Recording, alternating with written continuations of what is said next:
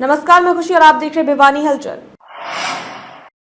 खबरों के प्रायोजक द प्रोफेशनल केटर्स, लाजवाब स्वाद व बेहतरीन सर्विस के लिए द प्रोफेशनल केटर्स, जहां हर व्यंजन एक स्वादिष्ट कहानी बताता है। आपके विशेष दिन को और भी खास बनाने के लिए द प्रोफेशनल केटर्स की टीम है तैयार। For enquiries please call 9896480000। लगता है नई डीसी के आदेशों का असर होने लगा है। एनएच ने डिवाइडर को मसाले से भरने की शुरुआत की। भिवानी में पिछले करीब 6 माह से नेशनल हाईवे यानी एनएच ने रोहतक गेट से लेकर हलवास गेट ओवरब्रिज तक रोड तो बना दिया था, लेकिन बीचों बीच जो डिवाइडर बालू रेत में खड़े किए थे वह दुर्घटनाओं का सबब बने हुए थे। बावड़ी गेट पर तो एक की मौत हो गई थी। तत्कालीन डीसी नरेश नरवाल के सामने न जाने कितनी बार शिकायत लोगों ने की, लेकिन कोई असर नहीं पाया। अब जो ही नई डीसी महावीर कौशिक आईएएस ने पदभार संभाला तो उन्होंने तत्काल पूरे शहर की समस्याओं को खुद निरीक्षण कर जाने का प्रयास किया।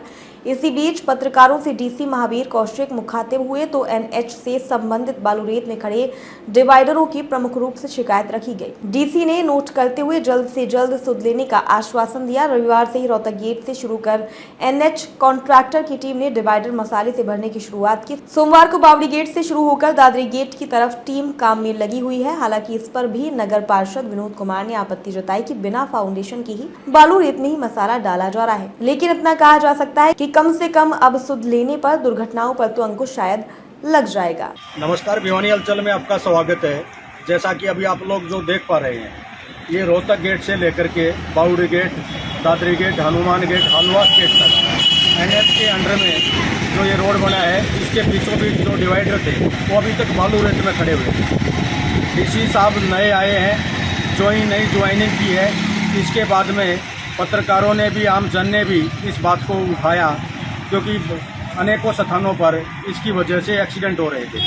रोहतक गेट पर भी एक्सीडेंट हुआ, बावड़ी गेट पर भी एक्सीडेंट हुआ और बावड़ी गेट पर तो एक की मौत भी हो गई। यानी कि कुल मिलाकर हम ये कह सकते हैं, देर आए दुरुस्त आए। नए डीसी साहब के आदेशों का कुछ असर होना शुरू हो गया है। नहीं तो लंबे समय से ये डिवाइडर खड़े थे, शिकायत पर शिकायत की जा रही थी।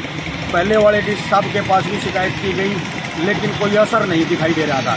अब जो नए डीसी जो आए हैं महावीर कौशिक जी, शायद लगता है इनके कुछ आदेशों का असर दिखाई दे रहा है।